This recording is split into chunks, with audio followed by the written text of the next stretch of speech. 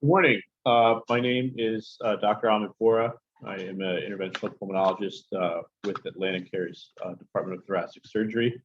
And I'm really grateful and excited to have a short talk about lung cancer. And we have a short slide set here that I'll get through.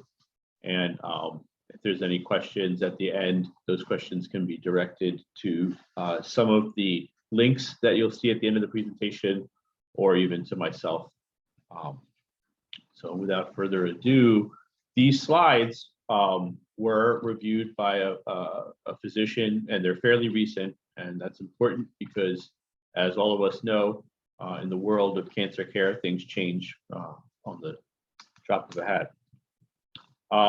This program was developed by the cancer support community, and I was just sharing with the rest of the room.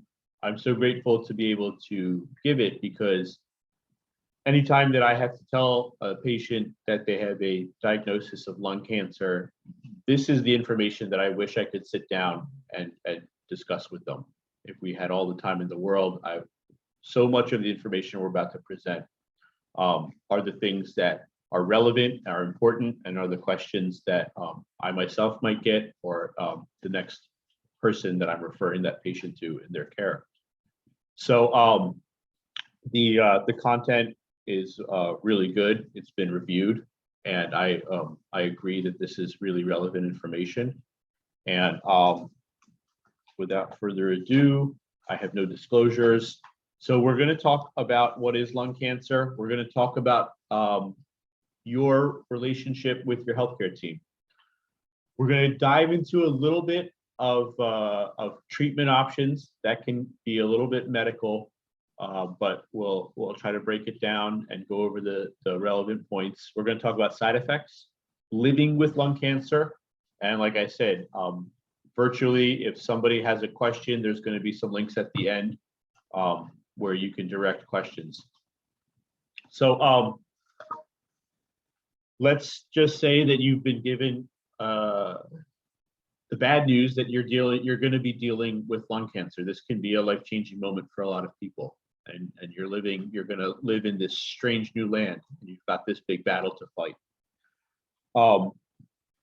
Some things that I'm going to come back to throughout the presentation, but that I wanted to, if there's nothing else you take away from this presentation or these 3 points, educate yourself. Knowledge is power. That translates to more than just a discussion about lung cancer, but when you're fighting cancer, educating yourself, knowing what you're up against, knowing as much as a person can know, asking the right questions, feeling empowered. Knowledge is power. Building a support team, support groups, local and national, they're there. They want you to call them. They want you to be a member. Their whole reason for existing is to help you in this journey. So building a support team, this is for people who maybe don't have a big family or don't have a lot of friends, or maybe they live alone. There are people out there who are waiting for your phone call, for waiting for you to get in touch with them and tell them what you're going through. And having hope and courage, something that I tell my patients all the time, it's not 1980 anymore. Things have changed greatly over the last few decades. Things have changed tremendously, even in the short time since I was in training. So I have seen people receive a diagnosis, and within a few short months, maybe even a year, they are back to they were before they ever knew that they had cancer. Things just melt away. So hope and courage, because people do get better, people live with their diagnoses, and they live long, productive lives. So what is lung cancer? Lung cancer is the second most common cancer in men and women. And there are two main types: non-small cell lung cancer and small cell lung cancer. How do people find out that they have cancer? Well, there's really two big ways. One is that somebody, you have a complaint or you don't have a complaint, and you get a chest X-ray or a CAT scan of your chest, and this is found maybe accidentally. And the second big way is through screening initiative. So a number of years ago, we found that if you took people who are at risk for lung cancer and you do a low dose CT scan of their chest, you can catch things early enough where they're much more treatable. So this kind of takes the accidental part out of the most common ways that people are diagnosed with lung cancer. When we talk about the two main types of lung cancers, the non-small cell lung cancer, maybe this is something that you've been recently diagnosed with. The two big ones are adenocarcinoma or squamous cell carcinoma.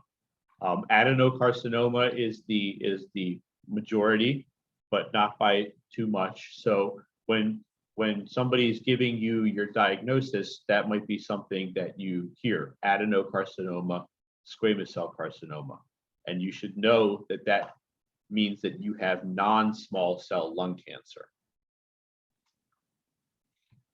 In small cell lung cancer, there are no subtypes. So if somebody was to give you your diagnosis of lung cancer, they say small cell, that's your diagnosis. Small cell lung cancers are much fewer percentage than non-small cell lung cancers. And it has a stronger affiliation with smoking, but people who never smoked can still get lung cancer, and they can still get small cell lung cancer. So let's say that you've recently heard from somebody like myself that you're now dealing with a lung cancer, and you're talking with your loved ones or with myself about what the next steps are. In this day and age, you really want to have a team. You want to have multiple people that are putting your health first. They are primarily concerned with giving you the best treatment and taking care of you as you move through this new land. So a healthcare team could consist of a medical oncologist. It could also consist or even be led by a radiation oncologist. The oncologist is the medical and the radiation cancer doctors. They might have people like myself or even thoracic surgeons, and there's going to be a slew of nurses, social workers, case managers, physical therapists, nutritionists, whatever it takes and whatever resources are available to that care team, they will pull from to take care of you. And you want to make sure that these people all speak to each other. Very frequently, this would be done at something like what we call tumor board. This is when physicians and caregivers and other people sit down and discuss your plan and your diagnosis and maybe how you're doing at regular intervals. Communication style is very important. Right? You should feel heard. Nobody knows your body better than you. So when you tell us something, that should be processed and incorporated into your care plan. People should be available. Your healthcare team should be available. You should know who you need to reach out to for help with questions that come up, no matter what. And also, as you go through this process, you're going to need to acknowledge and process and deal with a lot of emotions, a lot of stress. So aside from just the medical component of taking care of you, we need to make sure that we're supporting your mental health as well. This quote here, and I'll read it out loud just in case somebody's listening. It's about a second opinion. If I learned one thing, it's that when dealing with any chronic disease, you have to be your own best advocate. There were several times that we brought a second opinion to the table. We felt it was better to be armed with information and come with an opinion versus just sitting back and letting someone else make all the decisions. This is by Meg, a caregiver. Recently, I had a patient who I made a diagnosis of a lung cancer with, and his family was predominantly in another state and another city. and his younger son really wanted him to come and visit and see a physician up there. The advice that I gave that patient was, I want you to meet with the doctor that I have arranged with, because that's going to happen very quickly and you're going to get a tremendous amount of information. And at least we're starting the process of dealing with this new diagnosis. And then 100%, I want you to go up and visit your family and see that care team up there. And what he heard on that second opinion was that the care team that was closer to his home, and that where he would be convenient for him to follow up and receive care, was doing an amazing job, and that they wholeheartedly supported every decision that they made. And that made him feel very good. That made him feel confident in his care team. That gave him a lot of things, a lot of confidence moving forward. I support second opinions. I send my patients for second opinions. You don't have to worry about hurting anybody's feelings just because you're putting your healthcare first. Communicating with your healthcare team. This could be maybe in regards to your first appointment with your healthcare team. Maybe a radiation oncologist or a medical oncologist. You're sitting in the office for the first time. Don't be afraid to ask questions. Bring questions written down. That's how I tell people to get over that innate fear that we all have about saying the wrong thing or asking too many questions or asking, quote unquote, stupid questions. Write them down. Come with a pad of paper. Write down your answers. And maybe if you're like me, it takes a little while to write everything down. There's no rush here. Write down the important points so that maybe you can reference these notes later. Bring somebody with you that maybe can take notes. But as we know, maybe you'll have to come alone. But ask for help and see if there's anyone willing in your support circle that can come with you. Copies of test results, especially scans and lab work, should be available for you. If not, ask for them. When you're discussing treatment options, side effects or new symptoms or things to watch out for would be also things that you should ask questions about. And just like any other visit, not just medications, but also herbs and supplements are very important when you're talking about your care plan. We're going to delve into treatment options. And as I alluded to before, this can get a little medical, but we're going to try to highlight the really important take-home messages here. So treatment options depends on stage and type of cancer. And this is where we really start to talk about tailoring therapy to every individual patient. Also really important to the treatment options is going to be how healthy or unhealthy a person is. What else are they dealing with besides cancer? Your goals of care. Also, when you're discussing your treatment options, this is where something like your care team or your tumor board or your group, whether that's a surgeon, the medical doctor, the radiation doctor, have to sit down and discuss, what are the risks, benefits, what questions did you have in these appointments, what are other things that can come up before presenting you with different treatment plans. As we read through this list of questions that you may want to write down and bring with you to that first appointment or second appointment if you didn't have all of your questions answered. One of the ones that I thought was really interesting is, I put it in red here, how will I know if the treatment is working? I think that's a really important question because it opens up the discussion to when will follow-up blood work or follow-up scans or follow-up appointments be. And I think that that's a question that I field a lot and I think is really important to ask. These questions, they should probably be addressed in your first appointment, but as we know, maybe you spend 40 minutes or an hour talking about something else. And it's not until you're in the car home that you're realizing, oh my gosh, I didn't ask about clinical trials or that from that list that Dr. Borah said. Well, sometimes there are things that can be addressed in a second question, a second visit or a follow-up phone call. don't be afraid to bring that same pad of paper to a follow-up appointment, or call a point of contact and say, there was a pressing question. It's been on my mind a lot. You think you could help me out with this question? And people will be more than happy to answer all of your questions. We know that keeping things up here is not good for our mental health. You got to get it out there. Again, so these first appointments can be so jam-packed with information. Maybe make sure that you bring the list of questions that you absolutely have to have answered, and don't leave until they are. When we get into specific treatment options, and we're talking about non-small cell lung cancer, so this is those adenocarcinomas and squamous cell carcinomas, the staging can be very confusing, and it's confusing for physicians as well.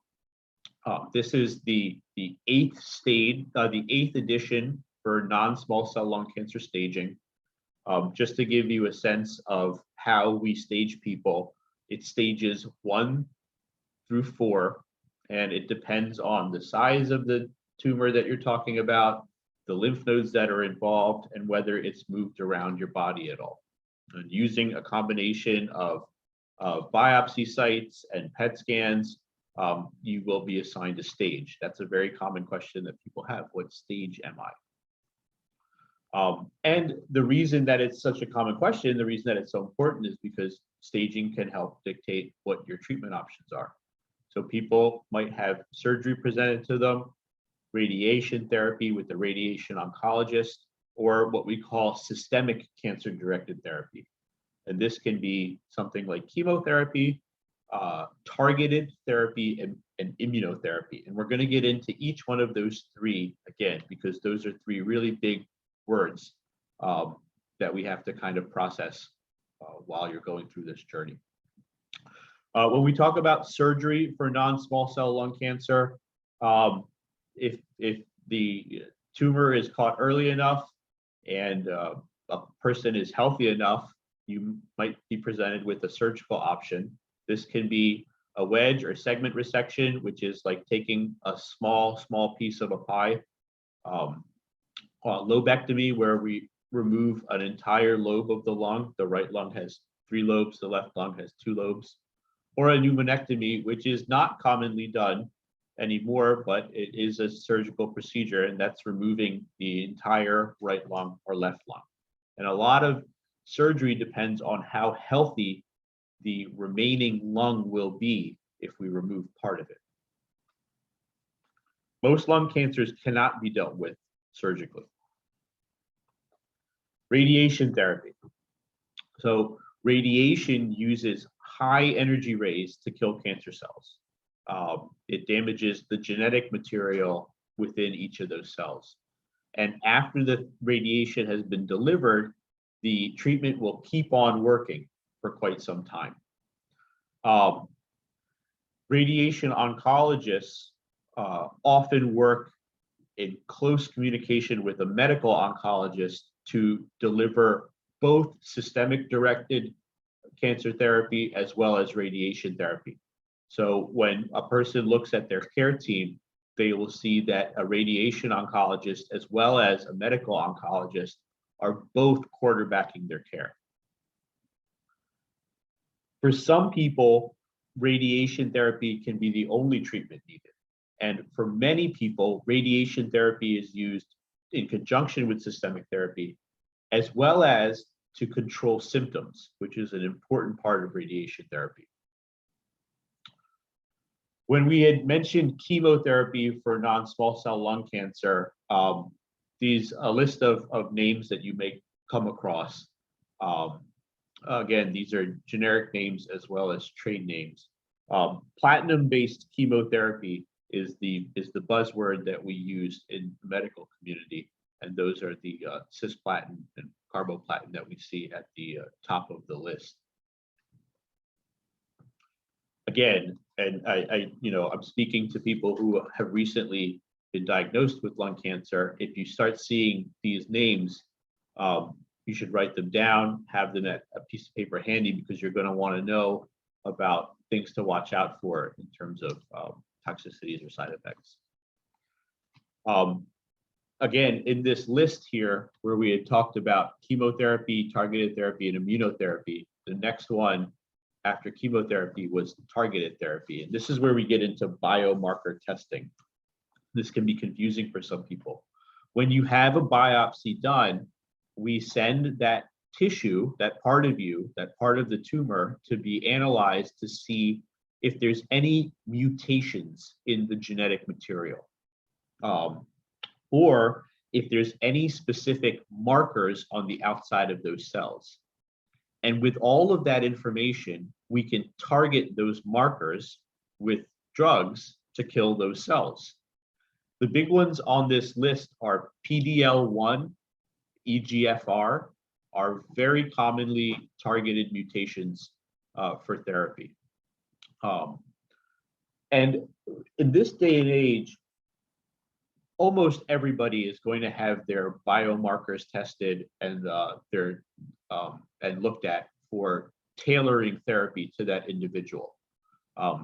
Again, I use that word tailoring therapy. It's because not all lung cancers are treated the same. Not everybody gets platinum-based chemotherapy. Your treatment can be very different from your neighbors based on what these biomarkers show. You may say, well, Dr. Borah has been talking a lot about biomarker testing. How come I wasn't tested? Well, you might have been, and those tests can take up to 2 weeks to come back, and your oncologist could be waiting for those results. Or perhaps the oncologist needs to obtain tissue differently, and that's a conversation that he or she will have with you on your meeting.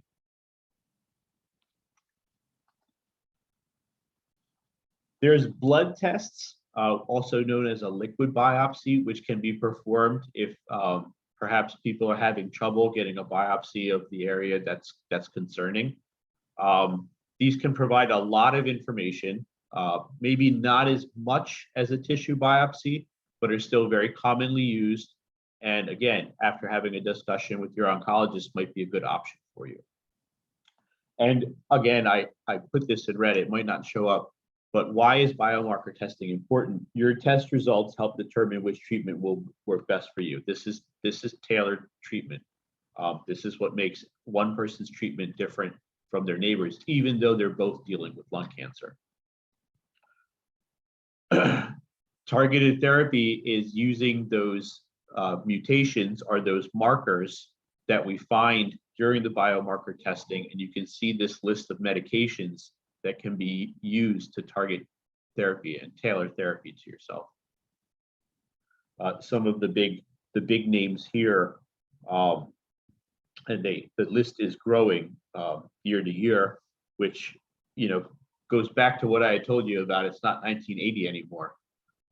It's not a small list of therapies that are available to every person out there. And they all work really well. And I have seen people's tumors melt away on every one of these therapies. The last on our list of therapies, we've gone through surgery and we had talked about targeted therapy, is immunotherapy. And this is a big buzzword in 2022. Immunotherapy boosts the power of a person's own immune system to kill these cancer cells. So it helps the immune system identify them as abnormal cells and then kill them.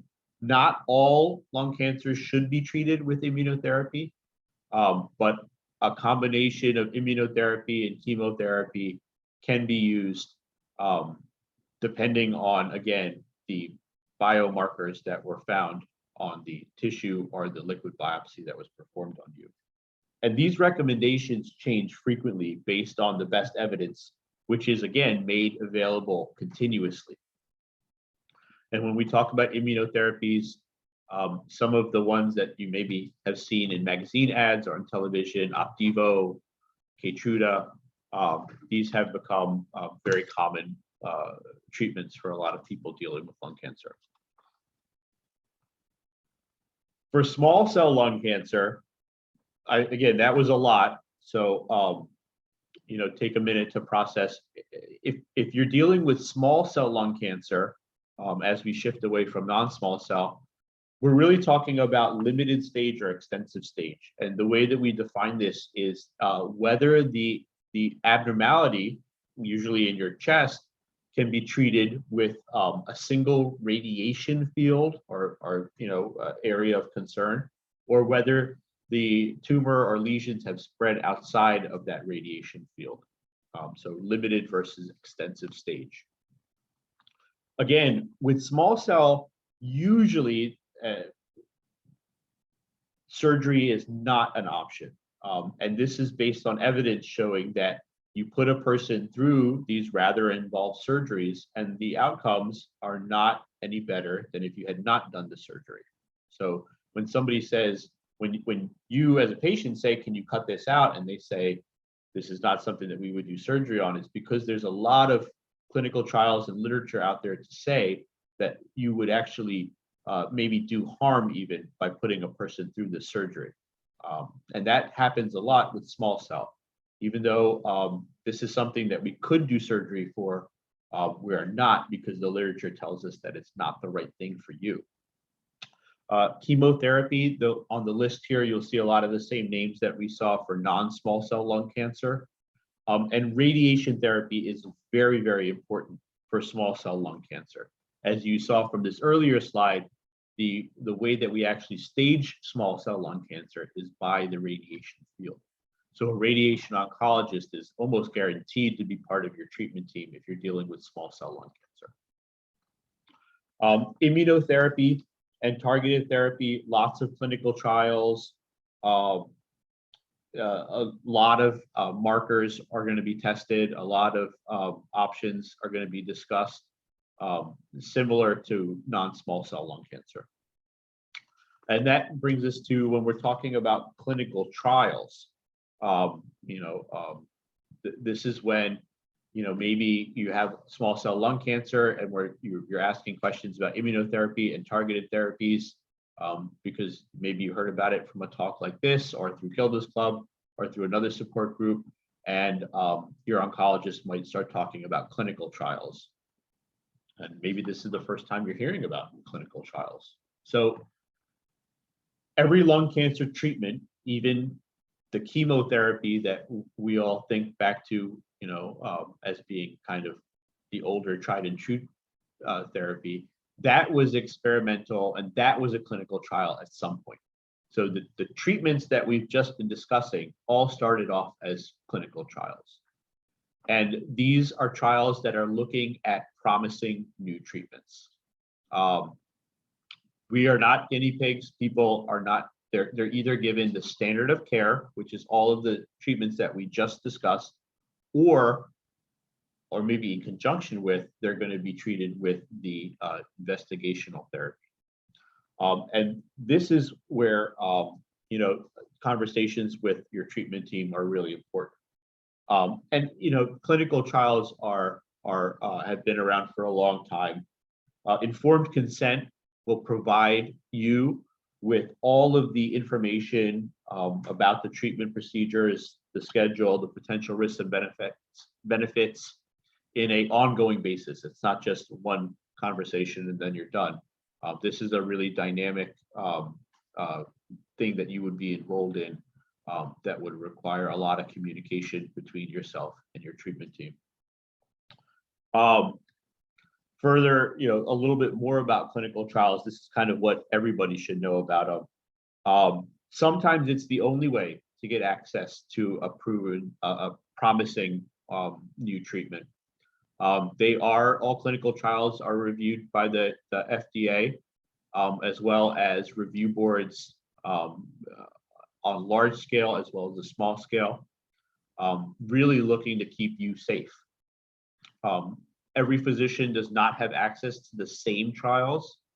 So this is why when you're having a conversation with your care team, if they feel like they've heard of a clinical trial that would be appropriate for you, but they don't have access to it, this is where they might refer you to another care team. Trials are available for all different stages and all different types of lung cancer. Not everybody is eligible for every trial, obviously.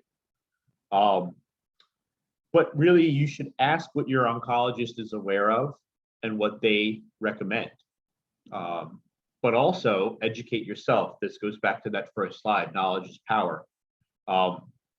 This can be rather daunting, so ask for help in doing research when it comes to clinical trials. But there are great websites out there that can show a person what is available, and that can be part of the discussion with your care team. Side effects. We've just gotten done talking about all sorts of treatment.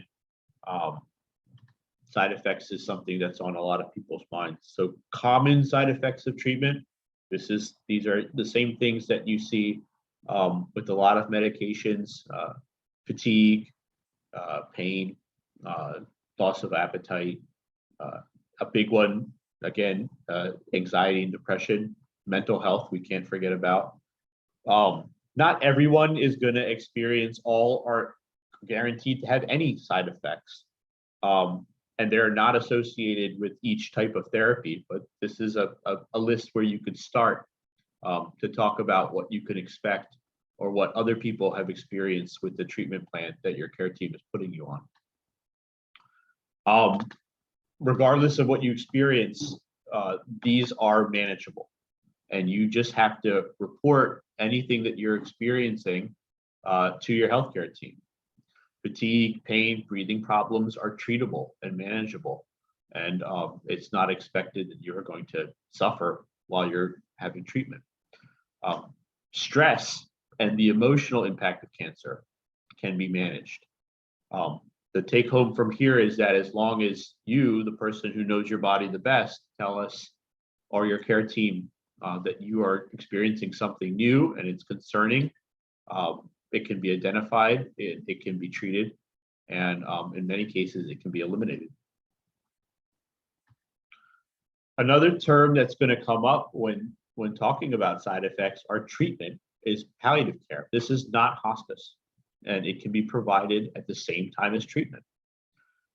It should be ongoing and discussed at diagnosis and throughout your care. It focuses on relief from symptoms, pain, stress, whatever your diagnosis is. The goal is to improve your quality of life, not just for you, but also the people that are around you, your own support team. And it's usually provided by a team of professionals, and just like you have your treatment team, the palliative care team is part of that. And it can consist of a few individuals, again, focused on your quality of life and making sure that the symptoms, both physical and mental, are not getting in the way of your quality of life. And it is appropriate at any age and at any point.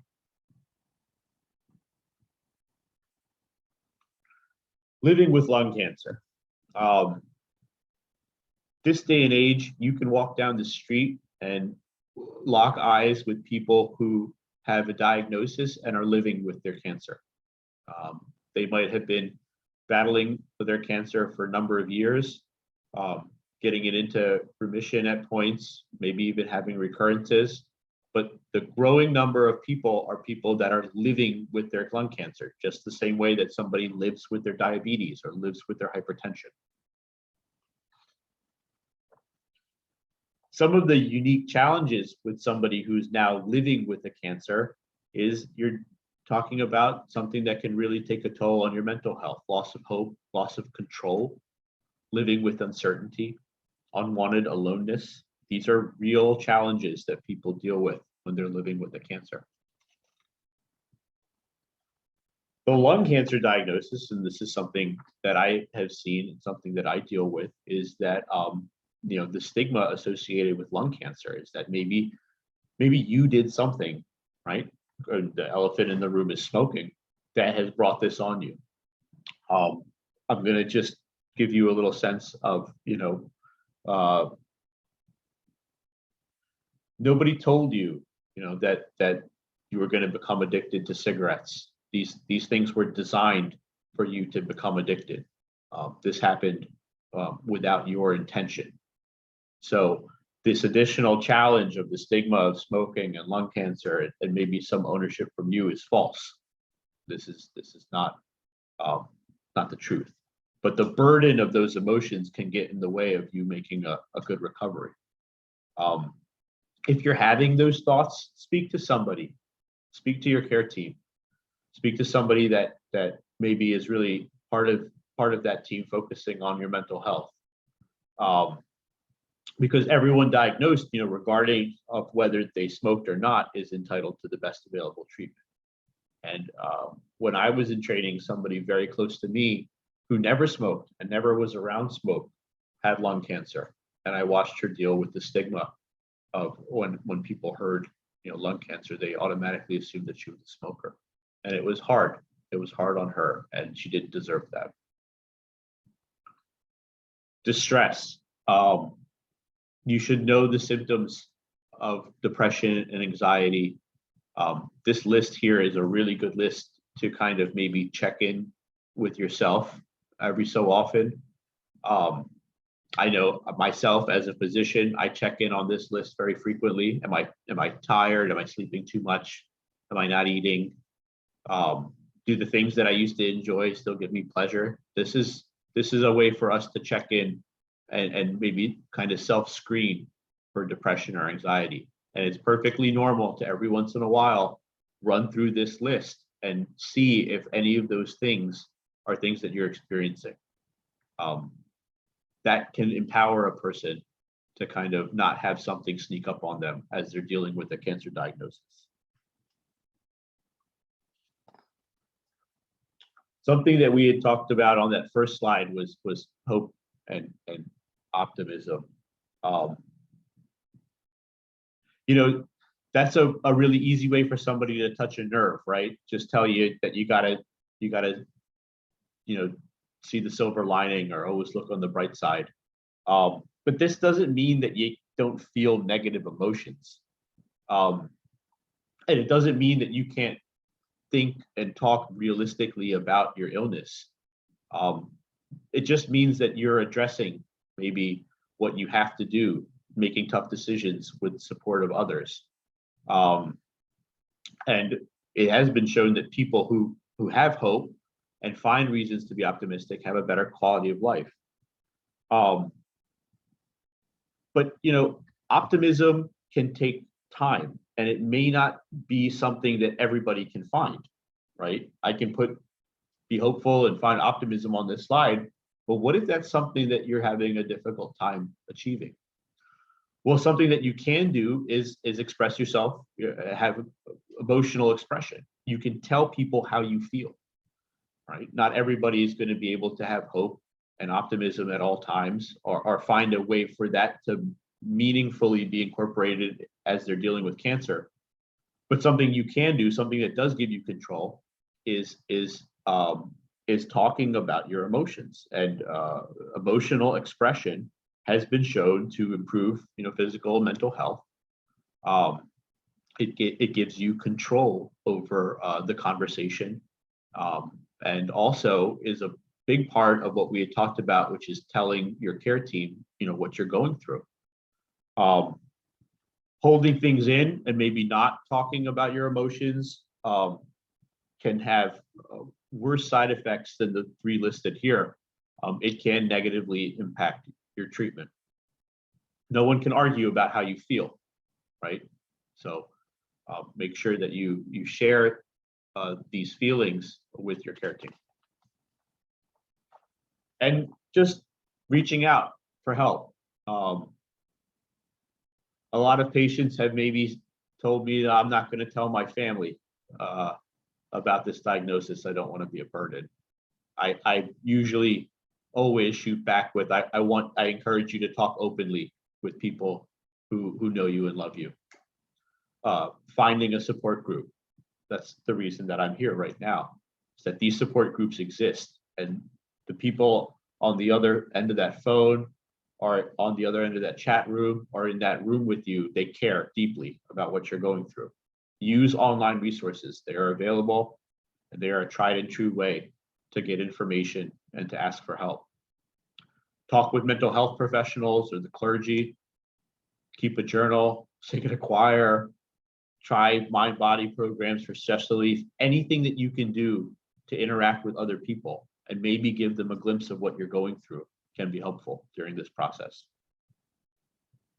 Ways to take care of yourself: proper nutrition, exercise, getting enough sleep, having that social support system that we talked about, keeping up on your hobbies or things that maybe in the past have given you pleasure. Treat yourself, pamper yourself, do the things that maybe you withheld before for whatever reason, do them now. Keep practicing spiritual beliefs, connect with others, and check in with your emotions, even if it's going through a list, a physical list written on a piece of paper about how you're feeling. I think that that's very important. I'd say, as a person who was raised to be independent, that I wasn't accustomed to leaning on anyone. With cancer, you have to let go. You have to rely on the strength and love of other people. This is Terry, who's living with lung cancer.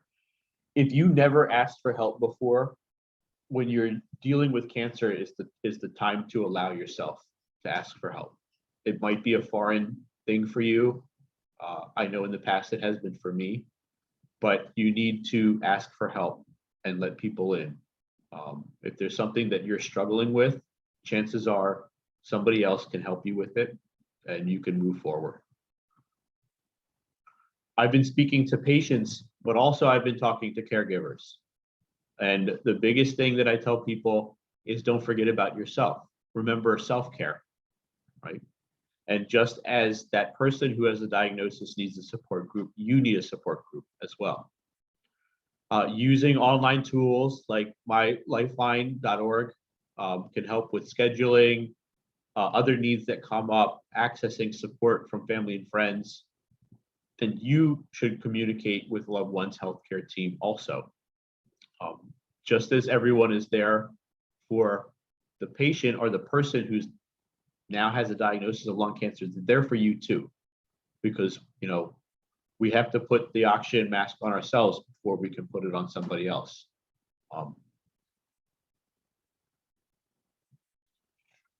Some things that I encourage every patient, and I myself, is having a living will, which kind of helps us talk about and think about some of the tougher decisions in life that we have to make. A healthcare proxy or somebody that you trust to make medical decisions.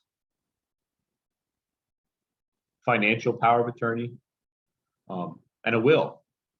These are things that everybody is guilty of maybe not addressing. But when you get a diagnosis of any chronic condition, really, or any illness, these are some things that should be addressed, be thought about, and be available, not just for you, but also for your loved ones and your caregivers to know what you're thinking and what you would like to have done. I'm going to read some of this because it might not be showing up great on the slide, but there's a lot of cancer support communities resources here. The Cancer Support Helpline, 888-793-9355. These are staffed by licensed mental health professionals and resource specialists. This is like Monday through Friday, 9 a.m. to 9 p.m. This is a great way to get access to vital information, counseling, and open up doors to other support groups that may be even more local or national, depending on what you're looking for. That's a great number to have written down and a great place to start. Open to options. These are helpline specialists, local cancer support community, and Gilda's Club staff that can help create that list that we've talked about of questions for you to maybe take to your first, second, third appointment, wherever you are in this journey. And then frankly speaking about cancer, this is what's been on the bottom of each of these slides. This is print and digital publications, online in-person programs, where the goal is to get as much information that we have out to you, and maybe talk about our own experience and say the things to you that I wish I've said to every patient over the years. To call special attention to the Cancer Experience Registry. This is a research survey to really help us understand emotional and social needs unique to the lung cancer experience. And this is direct feedback to people like myself on how can I do a better job. So all of any frustration or any holes that you see are things that maybe we need to do better or things that we're doing well. This is a way for you to make those observations count, and it's confidential and secure. So again, it's an online survey. This could really transform the care that I give and that future physicians and other people in healthcare teams provide for people who have recently gotten a diagnosis of lung cancer or dealing or living with lung cancer. How to join? You can go to www.cancerexperienceregistry.org. You register after you read the informed consent, submit an email, a caregiver status, and complete your profile.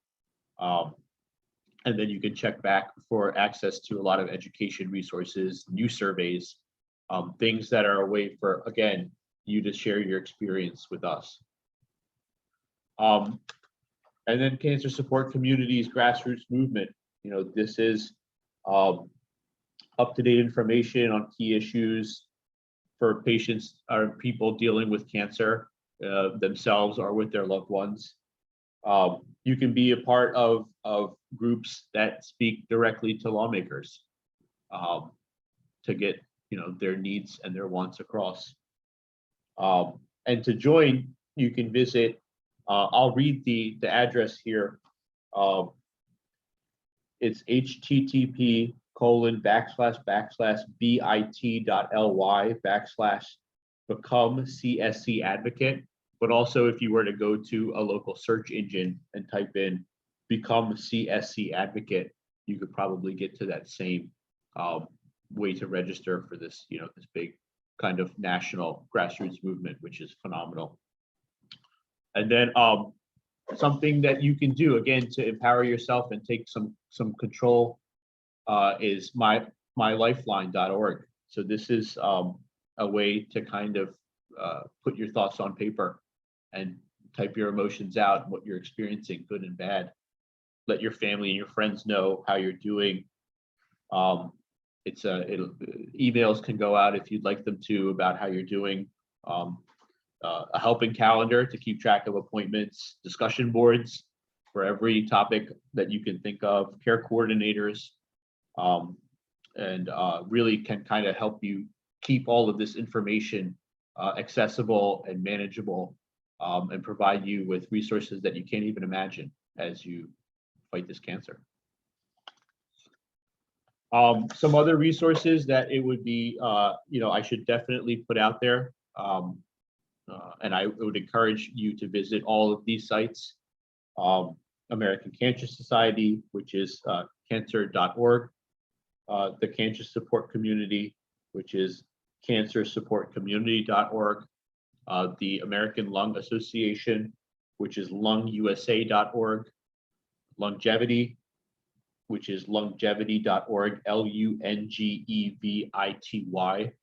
the Lung Cancer Alliance, lungcanceralliance.org, National Cancer Institute, which is cancer.gov, G-O-V, the Patient Advocate Foundation, patientadvocate.org, and the Cancer Legal Resource Center, which it's a longer address here. I would just put in the search engine Cancer Legal Resource Center, and it should take you to that website.